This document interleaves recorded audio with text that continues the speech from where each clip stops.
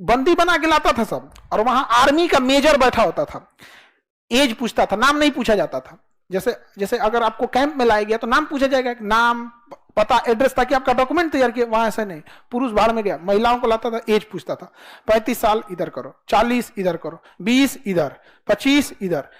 अब सोचिए, जो अपने देश में उसकी सेना द्वारा इतना अत्याचार हुआ, अब वहां के बंगाली लोग ने कहे कि हम खाना ना खाएंगे, कुछ ना, मर जाएंगे मंजूर है, लेकिन इन पाकिस्तानियों को मारेंगे। जो बच गए वो लोग भारत में आके शरण लिए, लोग भारत में आके शरण लिए।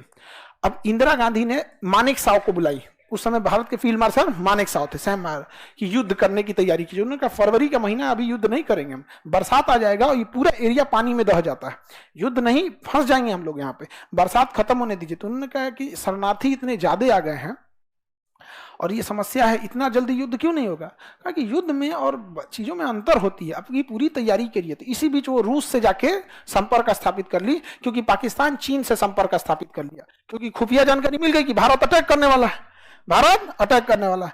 तो चीन इंटरफेयर कर देता, तो भारत उससे पहले कहां चल गया? रूस में। और रूस से भारत ने समझा दिया कि चीन के आने से पहले आप आ जाइएगा, आपको डरे चीन अबे नहीं करेगा यहाँ पर। और अमेरिका चल गया, पाकिस्तान चल गया किसके पास? अमेरिका के पास। हमेशा ही दो गो बाप का है, अपन ओरिजिनल बाप भूल गया, समझ आ गया कि नहीं आ गया? और वहां चला गया।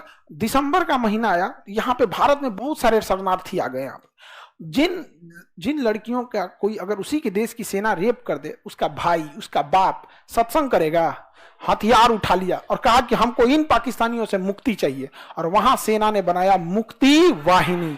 अब मुक्ति वाहिनी सेना किसकी थी? बांग्लादेश वाला। भारतीय सेना पहुंची मुक्ति वाहिनी को, ये लो हथियार पकड़ो। क्या पकड़ो? हथियार। चलो मारते हैं। यहाँ पे सेना इंटर की, तब तक पाकिस्तान ने गलती कर दिया। पाकिस्तान ने क्या कर दिया? गलती कर दिया, इधर से हमला कर दिया। अब तो जंग जायज हो गई। अब तो जंग जायज, अब तो हम इजराइल वाला काम करेंगे ना, कि भाई तुमने पहले मारा, अब हम तुमको साफ कर देंगे। नहीं समझे? अब कोई दुनिया ये नहीं है कहेगी कि भारत क्यों हमला कर रहा है, भाई हमने तो मुक्ति वाहिनी से बात कर रहे थे, अब तुम इधर मार दिए हमारे ऊपर, अब तो हो गया कांड। और वो मारने के लिए चला आया आगरा पे बम गिराने, उसको ऑर्डर किया गया ताजमहल उड़ा देना। आया ताजमहल उड़ाने तो हमने तिरपाल से ढक दिए थे लोग। उस ससुरा 1 घंटा आगरा में उड़ा, उसको ताजमहल नहीं दिखा। अब बताओ, ये आंख के आन्हर, आगरा में तुमको ताजमहल नहीं मिला तो पेठा खाने गए थे। आगरा में तो ये चीज फेमस है, पेठा, ताजमहल, नहीं तो पागल खाना। आगरा का पागल खाना भी बहुत फेमस है यहाँ पे। तुम लोग को कम से कम ये चीज तो पता होना चाहिए, पागल खाने का पता करके रखो। अच्छा, रांची वाला पास है यहाँ पता? अच्छा देखो कितना ईमानदार लड़की है सर, रांची वाला पास है ये पता है हमको। हाँ, आगे बढ़े। अब देखिए गलती कौन कर दिया? पाकिस्तान। हमला कर दिया। क्या कर दिया? हमला कर दिया। तो अब तो युद्ध हो गया, जायज हो गया। मानेक शॉ ने पूरी तैयारी कर रखी थी, चारों ओर से सेना घुसा दिया। कहां पे? बांग्लादेश, चारों ओर से। और इस सेना की हेल्प कौन कर दिया? मुक्ति वाहिनी। दूसरे जगह जाते हैं तो हम लोग को आता पता नहीं रहता। अब कानपुर में जाएंगे तो आपको कौन पता कौन गली किधर से जाएगा वहां पर। अब मुक्ति वाहिनी वाले जो थे वो कहें कि चलिए चलिए बताते, ये घर उड़ाइए, कर्नल का घर है, उड़ाइए को, बम मारिए, इसको मार के उड़ा दिया, हेकरो उड़ाइए, यहाँ एक और लड़का पढ़ता है, स्कूल उड़ा दीजिए, सेना वाले को उड़ाइए। यहाँ पे मुक्ति वाहिनी मिलके पूरे भारतीय सेना का स्वागत किया।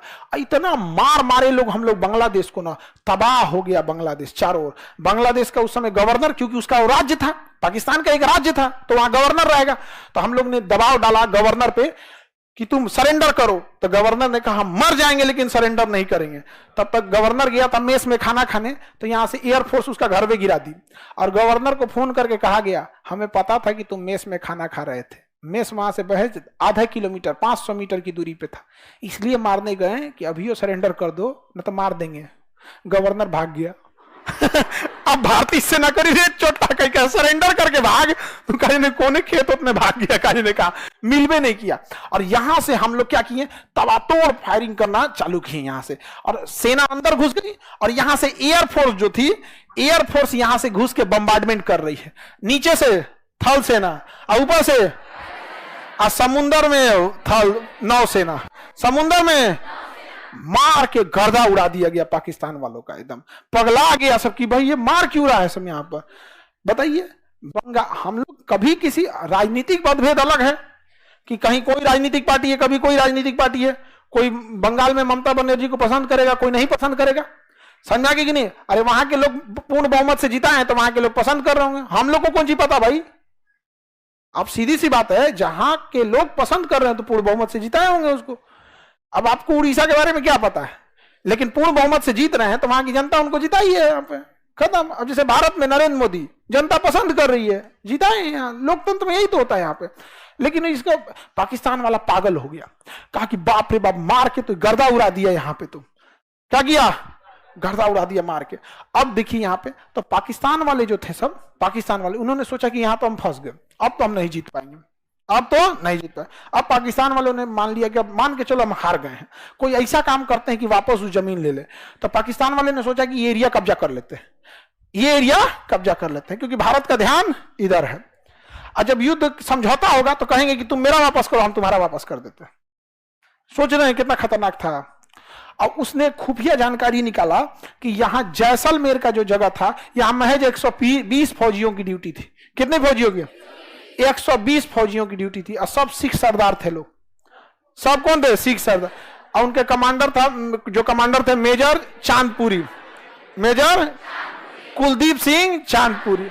अब यहां पाकिस्तान वाले ने इस 120 सैनिकों को मारने के लिए 6000 की फौज भेजा। कितना? 6। और उस 6000 के साथ साथ आगे से उन्होंने टैंक भेजा, लगभग 100 की संख्या में। क्या भेजा? टैंक।